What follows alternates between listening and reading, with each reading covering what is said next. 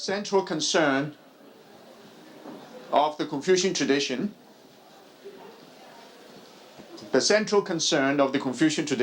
is how do we live our lives as ordinary human beings in ordinary human situations.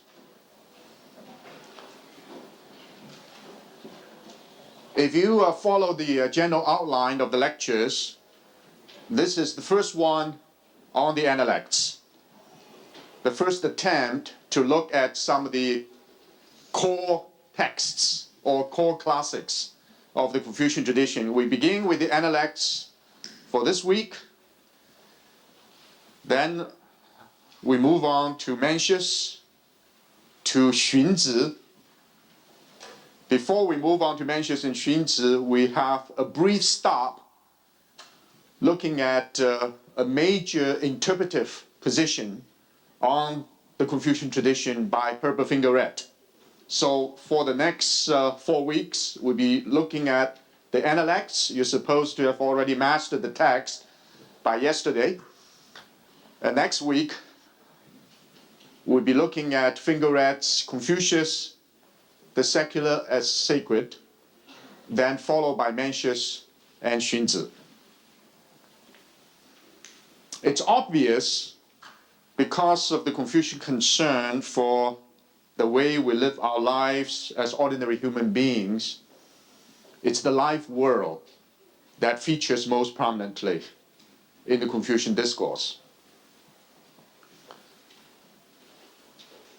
In a way, totally un-Confucian or even anti-Confucian, the modern academy has been very much devoted to not the life world, but the professionalized world.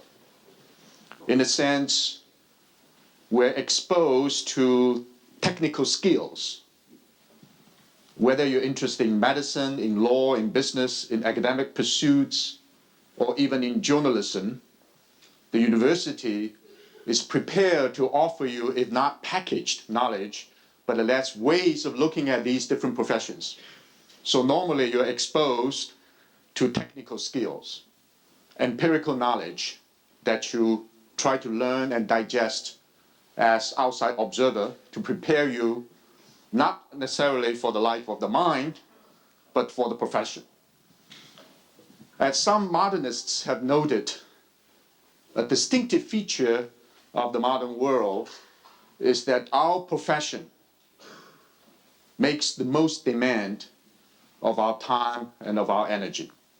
It is no longer the faith community, whether you're a Christian or Buddhist or Muslim. It's not the faith community.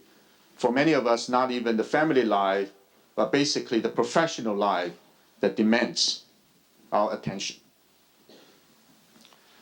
As many scholars have pointed out that the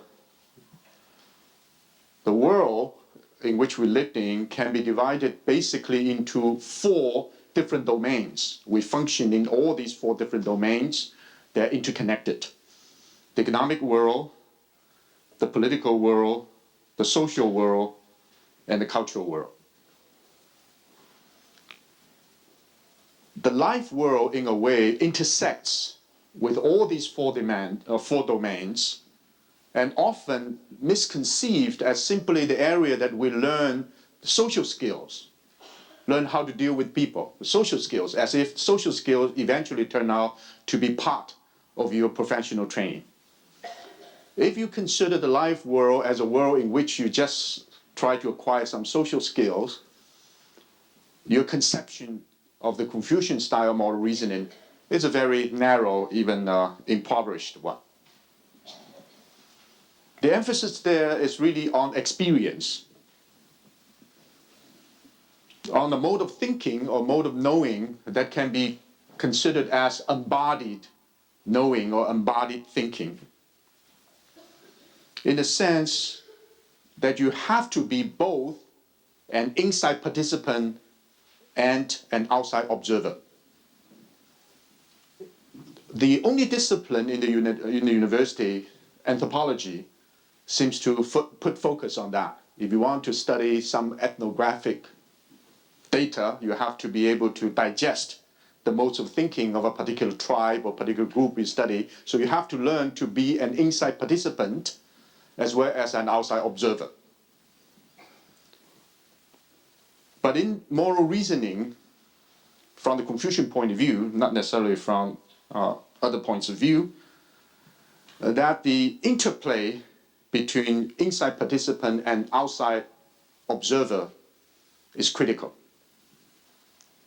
We cannot say we only study it from an objective point of view, try to understand how other people think about their moral lives. Because the knowledge that we acquire by reading a text like the Analects is not simply the knowledge to know that. It is also a knowledge to know how.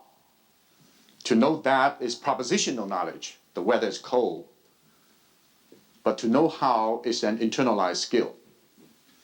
That form of knowledge, which would be the subject of our Thursday discussion, is a kind of embodied knowledge. I would even go so far as to say to know necessarily implies a transformative act. To know is not simply to know something.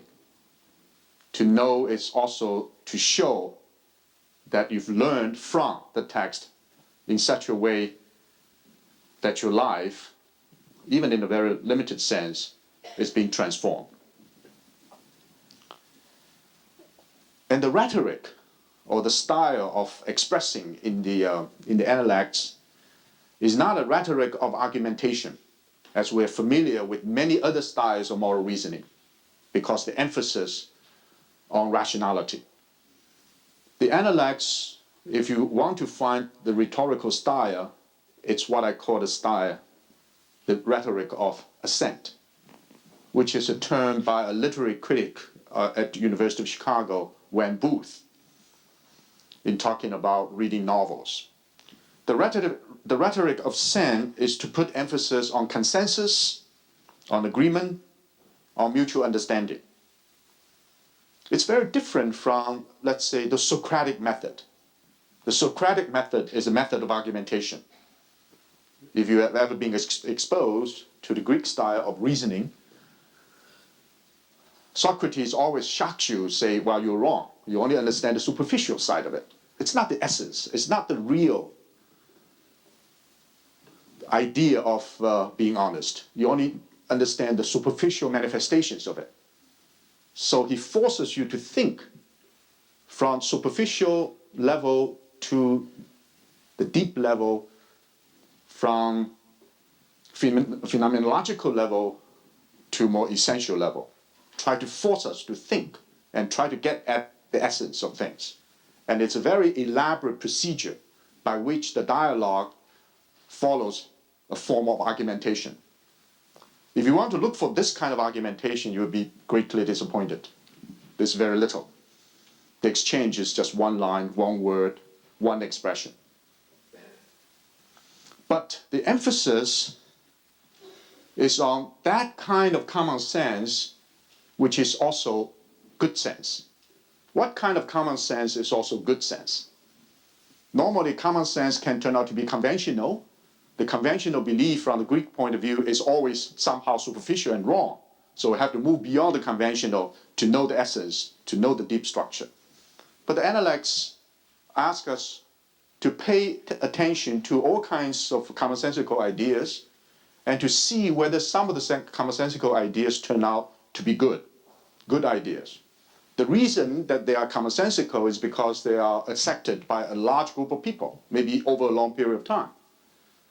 To acquire a taste, as someone who's interested in self-realization of the styles of moral reasoning, is to see whether some of these commonsensical notions turn out to be also good sense, to make good sense, to have embedded in them truthful statements about human experience. It may be helpful simply to use the distinction made by a major modern Jewish thinker by the name of Martin Buber, in his distinction between two types of relationship. One is I-it relationship. The other one is I-thou relationship, T-H-O-U, thou. In his distinction between I-it and I-thou, he says I-it relationship is always look at something as the other. For example, if I look at a tree as a botanist, I look at the tree as an object of my scientific investigation. So there's always distance between myself as an investigator and the tree as an object of investigation.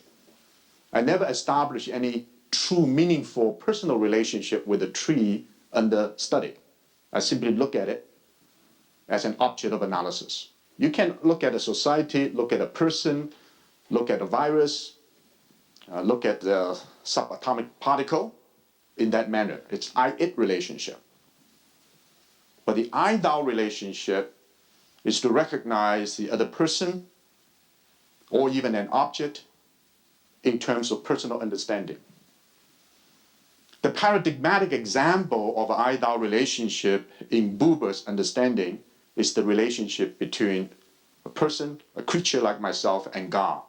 The relationship from the Judaic, of course, from the Christian point of view, my relationship to God, which is I-thou, internal relationship. But in many other areas, I-thou relationship is also critical. One example is music. If you go to a concert hall and listen to music, if we always observe the conductor and the musicians playing music as others, we're not totally immersed in the music.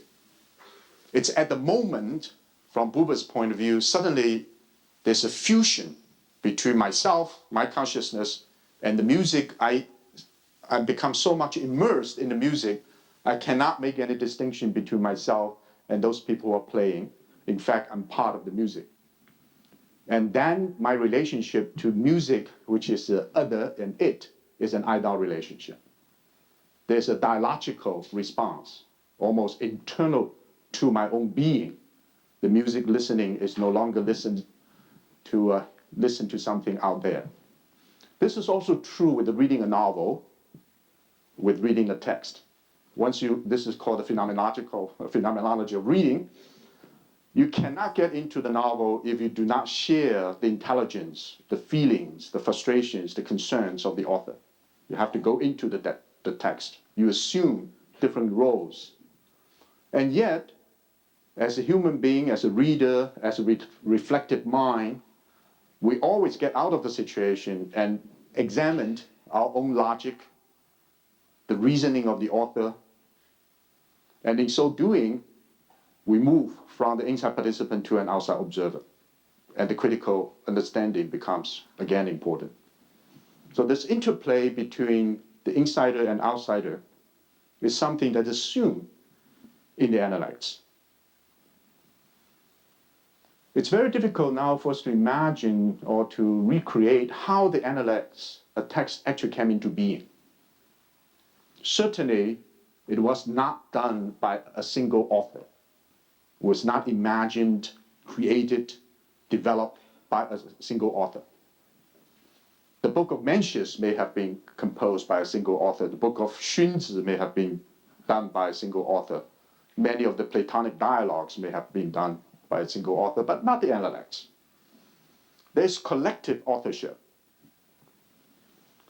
And it seems it's an attempt to recapture an event, a moment, things past, but still profoundly meaningful, not only to me as a single person, but to us, a group of us. Who's this group? Who actually could be considered as members of this particular group? Probably they turn out to be the grandchildren, in spiritual terms, not in biological terms, the students of Confucius, the second generation of Confucius followers. They could remember still very vividly the parents and grandparents involved in the conversation. Now, let's say it's totally local knowledge. It's totally the family tradition. Again, in the spiritual sense, not necessarily in the biological sense, a group of people really believe something very significant, important, historically speaking, happened. And we want to recapture it because it's meaningful to us, what our parents and our grandparents did. That's something very important. They provide standards of inspiration for our way of living. How do we capture that? How do we try to do that? There are many strategies involved. Of course, one way of doing it is try to write biographic sketches to describe what was Confucius, when was he born, and how his parents, all kinds of intelligence information that will be able to, so-called background information that we'll be able to assemble. Or to try collectively to do a narrative, to try to account for what happened. And these strategies obviously were rejected. The strategy that was used, whether out of consensus or the result of some deliberate argumentation, I'm not sure, was to say, let's recall the sayings, the statements, even the acts that turn out to be most meaningful to at least one important member of our community. Well, why we want to remember that? Why it's important for us to remember something? Because there was one person that we felt that should be remembered, part of a lived memory, because it is meaningful to us. That person by the name of Confucius seems to exemplify a way of life which, though totally past, 2 generations, but still meaningful to us. What was that way of life? Well, that way of life, you could say, it's a humane way of living in a world replete with dehumanizing forces. It was a difficult time. Our time is even more difficult. There's a great deal of violence, disintegration of community at all levels. The central kingdom collapsed. The people who were powerful were also extremely heartless. Brutality is the way of life. There's discrimination, there's poverty, all kinds of dehumanizing forces around us. And yet there was one person who was very inspirational to a group of people and who really believed that a humane way of life was still possible and in fact could be practiced. And in fact, his own life exemplified that was such. And we want to remember that. And in order to do that, we think some of the statements, even isolated acts, could be inscribed. Not just inscribed in text, but also inscribed in our memories, will continue to be transformative for next generation, for our children, and so forth. So the method that was used is a very interesting method. That is to say, let's try to hit the mark rather than try to define what that was. Now, to hit the mark is to say, try to ask the people to come up with suggestive statements that will reveal a dimension of a very complicated person and very complicated period, almost like light source in the dark. Try to shine forth and let's capture a glimpse of what that is. If they are numerous, these light sources, we may be able to have a more comprehensive view. So it's not definitional. It's not to try to define who he was, but try to capture a glimpse of what he was doing and what he wanted to present himself. So the way he talked, the way he acted, his worries, even his mistakes, his joy, his anger, his frustrations, all these things could be captured with little anecdotes here and there. And if you go through this process of being exposed to these anecdotes as suggestive lines of inquiry, you have some sense of what that person was all about. In a curious way, the strategy worked. It's one of the very few books in Chinese history or in world history that managed to capture a personality, the multidimensional nature of the personality in such comprehensive and full manner. There's, of course, arbitrariness involved. some of the very, very vivid, important statements were forever lost. Nobody remembered.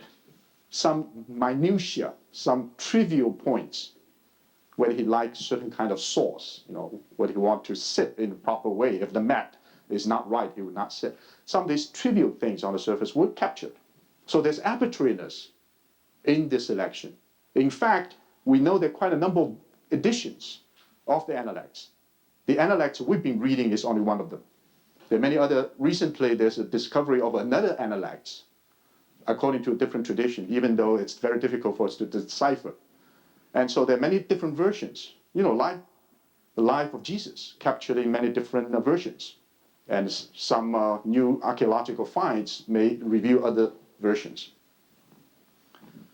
So this is the way to capture, and it is assumed if you do that this way, the emphasis is on philosophy as a conversation, especially as an edifying conversation. This, in a curious way, is precisely the modern philosopher Richard Rorty has defined what philosophy ought to be. Philosophy is not argumentation, it's not logical deduction. It's a conversation, but it's edifying conversation, meaning the conversation that illuminates our ordinary human lives. And of course, the Analects is very much an edifying conversation. You can even say precisely because the second generation of Confucius' disciples contributed to the creation of a text like the Analects. The text in turn created a discourse community. Many people became friends because they managed to read the Analects throughout history. And so the Analects became a focal point of generation after generation of intellectuals in East Asia for trying to learn the way of life through direct encountering with this type of studies. In fact, they took part in this continuous edifying conversation. The value that seems to embody, there are many values, of course. The one value that seems to embody in the Analects, because it occurred more than, according to one account, more than 100 times, was the idea of humanity. Ren. This is the focus of our discussion. Now, this has been rendered as, by D.C. Lau, for example, as benevolence. Some people simply rendered it as love. And some people use human-heartedness or kind-heartedness. I prefer the term humanity, for the simple reason that the word ren is actually written in classical. It's like this. This is a human being, right? Standing like this. And a human being with a symbol tu. So often ren is rendered not just humanity, but co-humanity, co, humanity. So humanity is always understood as co-humanity. It's not just one person. It always involves two persons. And the Analects, in a way, can be shown to be serious instructions about a person. We sometimes render it as a superior man or gentleman, but I rendered it as a profound person. How to learn to be a profound person in the spirit of humanity or co-humanity. What the Analects is trying to do. Some people say, teach us to be sages. Well, it's probably too lofty an idea to be a sage with one shot. But the gradual process of learning to be a moral person, a profound person.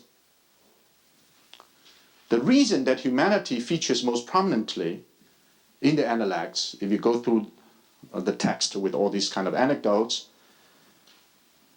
we can locate humanity in what we call the ring of virtues, number of virtues. It's important to see the interconnectedness of these virtues. Now, throughout Chinese history, for the first 1,000 years of the development of Confucian tradition, we observe the following situation. Often, Confucius would talk about the highest value, and then he would say ren, humanity. I can never reach it. And at the same time, they say every human being has access to it. Then he would compare this idea of ren with the idea of wisdom. So these are two great virtues, humanity and wisdom, two great Confucian virtues.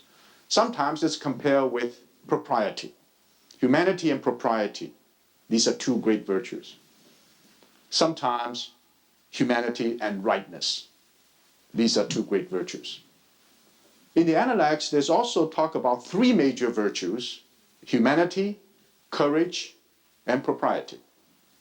And then in the book of Mencius, we talk about the 5 basic ingredients of being human, 5 basic feelings, the 5 basic germs, sprouts of humanity. Humanity, propriety, rightness, and wisdom. And then later, we talk about the 5 cardinal virtues. We have humanity, rightness, propriety, wisdom, and trust. Now, whether you talk about 1 major virtue, or 2, or 3, or 4, or 5, humanity is always there. So with a simple calculation, humanity must be the most important. So one way of looking at humanity in terms of this ring of virtues is what we call the hierarchy of virtues. What is the hierarchy of virtues? You can rank these virtues. The virtue that occupies a higher level can give meaning to virtues that ranked lower. And the virtues that rank lower can enrich the virtue that is ranked higher. So humanity, in this sense, can be understood. I don't know what kind of logic that is, but in terms of human experience, it's not difficult to understand. Humanity first underlies all basic Confucian virtues. It's not possible to imagine that is a major Confucian virtue, whether propriety, whether courage, rightness, that is not in some way intertwined with humanity. So you can say it's an underlying virtue. Of the ring of virtues, an underlying virtue, meaning that it underlies all major virtues in the Confucian tradition. At the same time, you may say that humanity is an idea that has to be continuously enriched by many other virtues. It is not simply a virtue independent of other virtues.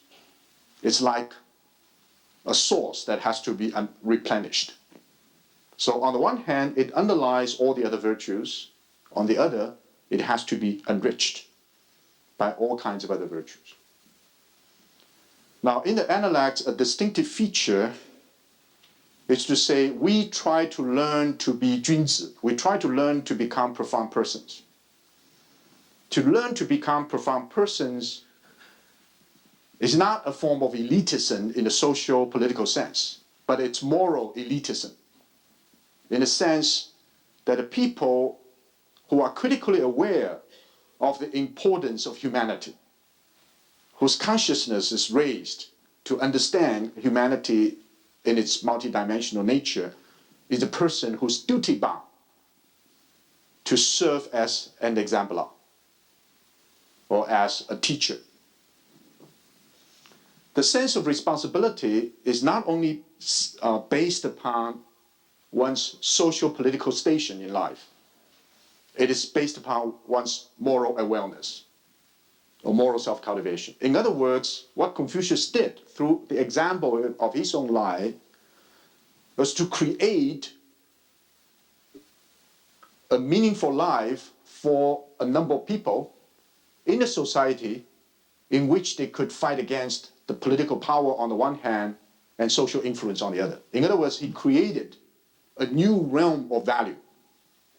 The people who are poverty-stricken, the people who are not powerful, not influential, and the people who have access to moral or symbolic resources of humanity, in fact, are more worthwhile than those people who are powerful and influential.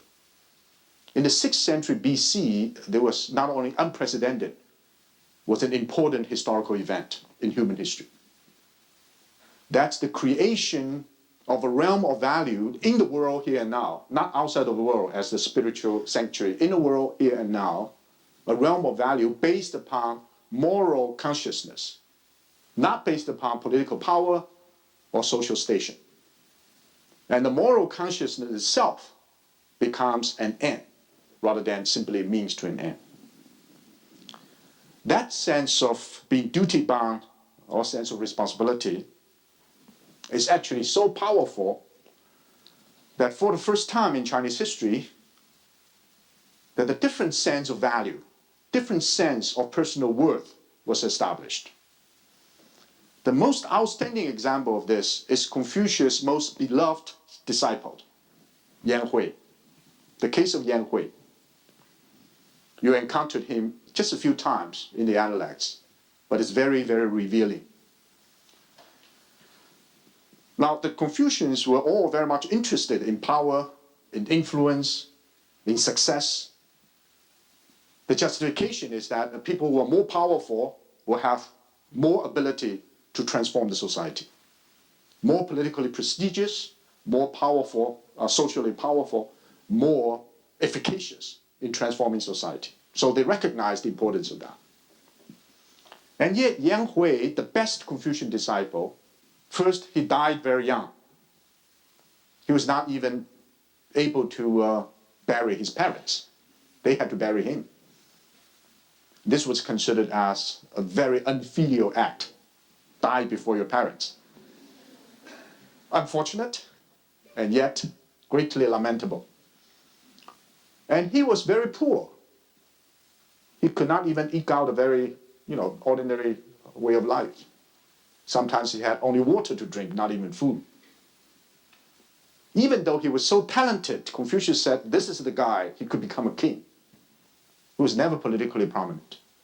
He didn't even become the village head, let alone a king. And of course, he had no influence. He had no disciples. He died very young. And yet Confucius said, this is the best disciple of mine. The two words he used to describe this disciple, simply fond of learning. 好学, fond of learning. Because he's fond of learning, he's my best disciple. Now Confucius described himself. He said, in the village of 10 or 20 families, you find people who are trustworthy, you find people who are loyal. But it's very difficult for you to find anyone as fond of learning as myself. So he only described himself and this disciple of his as fond of learning.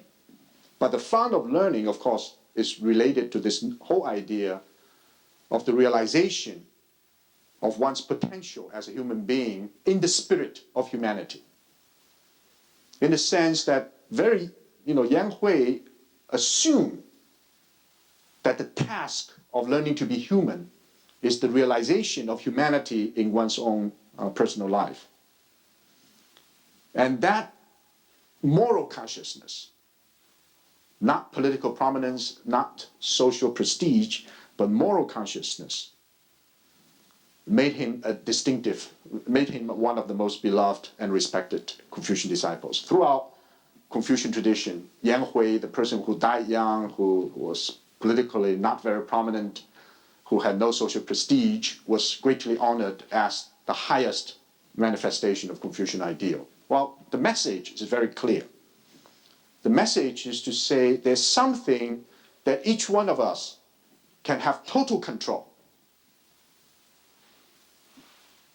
That which we have total control is also that which eventually defines our quality of life.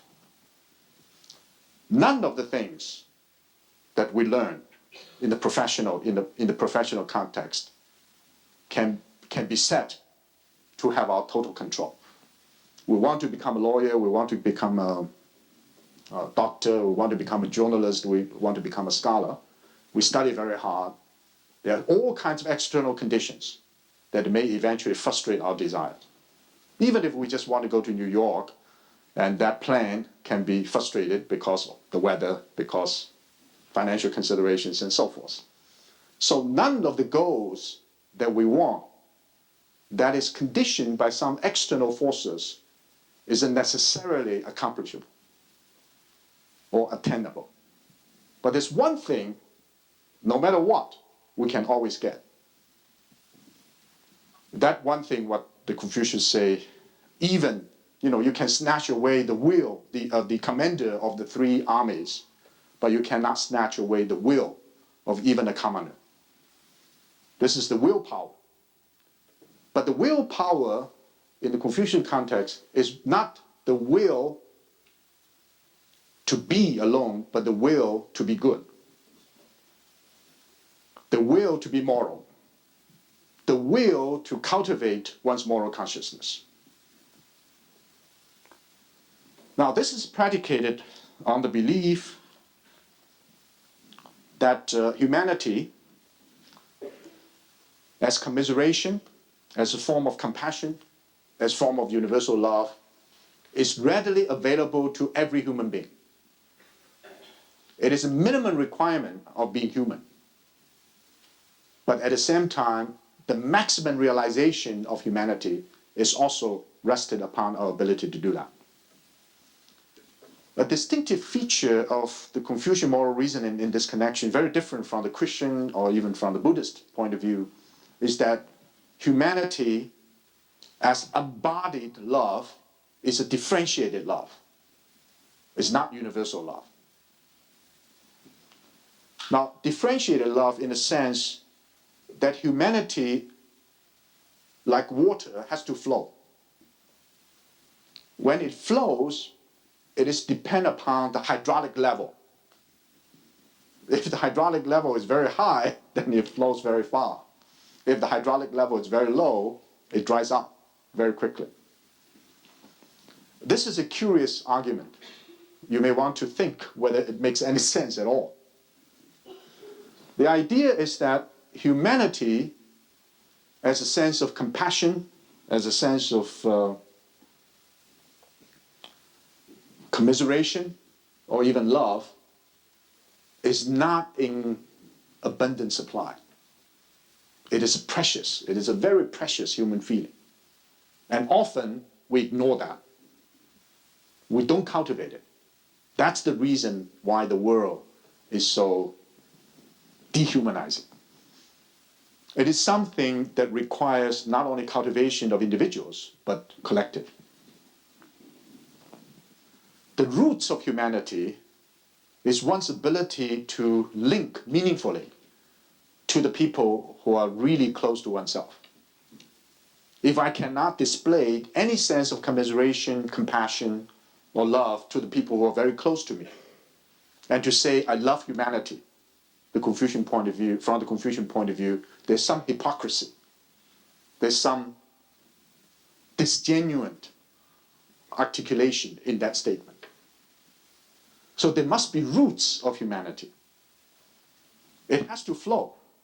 Therefore, it has to flow from where we stand to the people close to us and farther. If it cannot be extended, then of course we suffocate it in a very privatized world. But to believe that we can have it all without showing concretely that we can express our humanity to the people closest to us, it's a kind of abstract idealism, never works. So it's a very complicated situation. In many other traditions, for example, in the Christian tradition, it's to say, love thy neighbor, but the love thy neighbor and faith in God is linked. So we can have infinite supply of love and care through the transcendent, through God, because that love is infinite. From the Confucian point of view, embodied love is the kind of feeling that you have to have it experientially. It is not an abstract idea. That experiential basis of humanity requires that you extend it. And that extension is cultivation. It needs work, needs reflection, needs concrete work. Now, in terms of human experience, we know that the people who are very young, for example, before 2, it's very difficult for babies, children to extend. They're so much immersed in their own world. And the sense of the other becomes meaningful to us in terms of psychodynamics occurred roughly around two. And gradually, we'll be able to broaden our scope. And that requires cultivation. It is in this sense that humanity is a form of vitality. It's the life force. It's a sensitivity. It is always there, of course, but it can be easily depleted. But if we want to generate it, there's no other way that it can be stopped.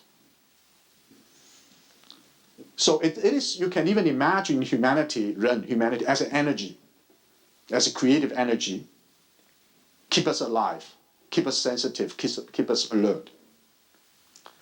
Therefore, the idea of being humane is being tender-minded and kind-hearted. But tender-minded and kind-hearted, in this sense, is also a strength, not a weakness. Normally, we say the rational mind is tough-minded, whereas the tender-minded idea of the heart is a soft version of being human. But in the Confucian sense, humanity requires sustained effort, allow the vitality to continue to flow, and it's a cumulative process. And you can say a process of humanization. How to extend that which we cannot bear to that which we can is the way of humanity. This is, of course, the idea that Mencius later developed. First, we cannot bear the suffering of those people who are close to us. And if we can extend that sense of not being able to bear the suffering of those who are close to us, our children, our parents, and so forth, and extend beyond, that's the way of learning to broaden our humanity. So we can say that Confucius said, if you want humanity, then humanity is there for you. So it is one thing that can truly be generated from within. It is not something acquired from the outside. It's internally generated. And so every human being seems to have access to that life source, to that wellspring, so long as we're not dead, we'll be able to respond meaningfully to those around us. And yet, no human being, no matter how hard one tries, will be able to say, now I have sufficient humanity to sustain my life. So there's always deficiency in the process of acquisition of human feelings of humanity. That's the reason when Confucius said, I dare not characterize myself as a humane person, as a person of Ren. He's not being modest. He's being very realistic. Realistic in saying that in the world, no matter how much a person will be able to generate, there's always room for improvement. Now, if you take the Buddhist idea, karma, to generate good karma, if an individual is able to do that, and through that individual act, the people around him will also be able to do that, and the world will gradually be transformed. And that sense of the accumulation of humanity as a quantitative process, not just qualitative process, is what Confucius considered the profound persons ought to do. So the profound persons assume the responsibility as the burden, assume the responsibility of spreading humanity. But humanity has to be embodied, not humanity as an abstract idea of universal love. Now later, of course, the Confucians criticized universal love as an abstract idea that cannot be fully realized. The argument is this: the universal people that followed universal love argued, you should love a stranger as intensely as you love your parent. This is the human ideal. If you only care for your parent, you suffer from nepotism. The Confucian response is, if you make it a demand, you demand that every person should treat a stranger in the sense of feeling as intensely as one would treat one's parent, the net result is that one would treat one's parent as indifferently as one would treat a stranger. Because the different degrees of intensity of emotions is fully human. Human beings cannot indiscriminately express their feelings to a very large community at any given time in given context. Now, it's very pessimistic, of course. But the idea is that if a person at least is able to say to himself or herself, I'm not a liability for society. I can take care of myself, and yet I should care for those people who are around me. And if each person follows that rule and continues to extend, the interconnectedness of extended human feelings will transform the world. So you have to start from the root and gradually expand it to the branches. You start from the source, then gradually reach outward. It is in this sense, then, the process of humanization, using the Confucian language, goes through 3 steps. First, people will have to be excited by poetry, excited by life, excited by life force, excited in the life world. Confucius said if a person is not stimulated, is not excited, then there's nothing that you can teach.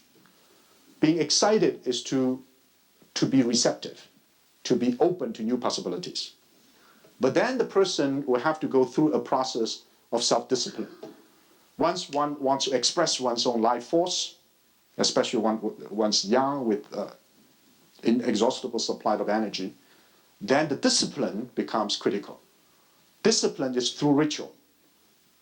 Ritual is the civilized way of living, and not only living one's own life, but let other people live their own life as well. Establish oneself, help others to establish themselves. That notion of live and let live through discipline is ritual.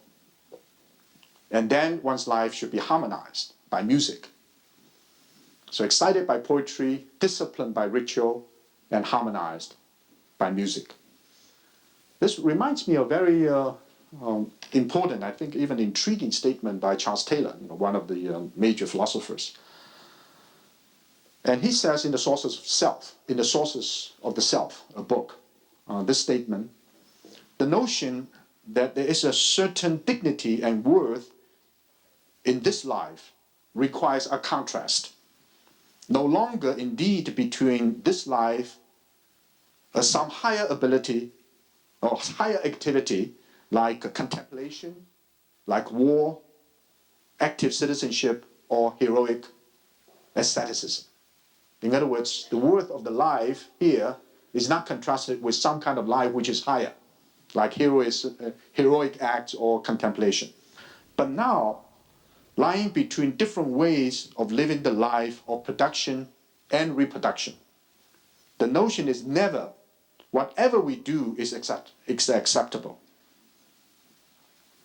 This would be unintelligible as the basis for a notion of dignity. Human dignity is not relativistic. Rather, the key point is that the higher is to be found not outside of, but as a manner of living ordinary life. So the manner of living our ordinary life now becomes a form of higher living. And that higher living, of course, is very compatible with the Confucian idea of raising one's own moral consciousness. Now, we can have a couple of questions. Even if you're in the back, we have a mic for you. Anyone?